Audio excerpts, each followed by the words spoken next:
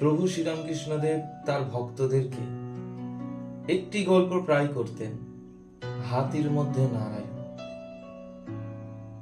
গুরু তার শিষ্যকে প্রায় সবসময় বলতেন, প্রত্যেক জীবের মধ্যে ঈশ্বর বিরাজমান, প্রত্যেক জীবের মধ্যে ঈশ্বর রয়েছে, ঈশ্বর মানে নারায়ণ। আর তোমার কারণে যেন সেই সব ব্যক্তি বা জীব কষ্ট না পায়।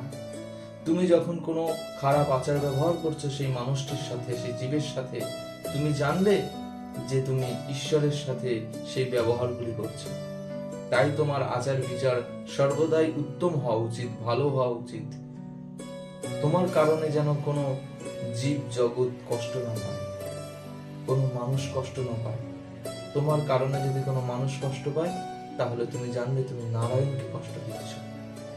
তোমার কারণে যদি কোনো জীব কষ্ট পায়, তাহলে তুমি জানবে তুমি নারায়ণকে কষ্ট দিচ্ছ। একদিন শিষ্য হঠাৎ জঙ্গলে বেরিয়ে পড়লেন কাঠ কুড়াতে। জঙ্গল থেকে কাঠ কুড়াচ্ছে। হঠাৎ সেই সময় দেখলেন একটি পাগল হাতি তার দিকে ছুটে আসছে। দূর থেকে মাহুতো বলল, আরে সরে যাও, হাতি পাগল হয়ে গেছে। শিষ্য তখন ভাবল যে গুরুদেব তো বলতেন যে সকল জীবের মধ্যে ঈশ্বর রয়েছে, তাহলে হাতির মধ্যেও নিশ্চয়ই ঈশ্বর রয়েছে, ভগবান নারায়ণ রয়েছে। শিষ্য সরল না। হাতি ছুঁড়ে করে ওই শিষ্যটিকে দূরে ছুঁড়ে ফেলে দিল। শিষ্যর প্রাণ না গেলেও গুরুতর আঘাত পেয়েছিল। শিষ্যের এই করুণ পরিণতিতে গুরুদেব শিষ্যকে দেখতে এলেন এবং শিষ্যকে জিজ্ঞাসা করলেন যে তুমি কেন সরে যাওনি যখন হাতি তোমার দিকে দৌড়ে আসছিল? তখন শিষ্য করুণ চোখে বললেন, গুরুদেব আপনি তো বলেছিলেন যে প্রত্যেক জীবের মধ্যে ঈশ্বর রয়েছে।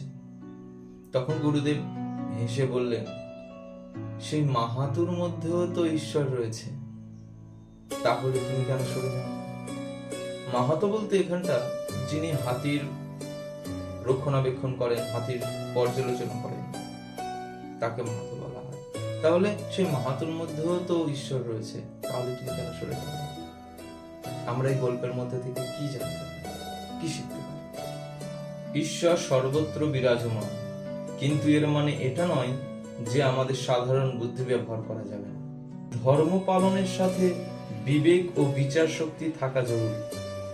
সত্যিকারের ভক্তি কখনোই যুক্তি ও সতর্কতার বিরোধী হতে পারে না। নমস্কার।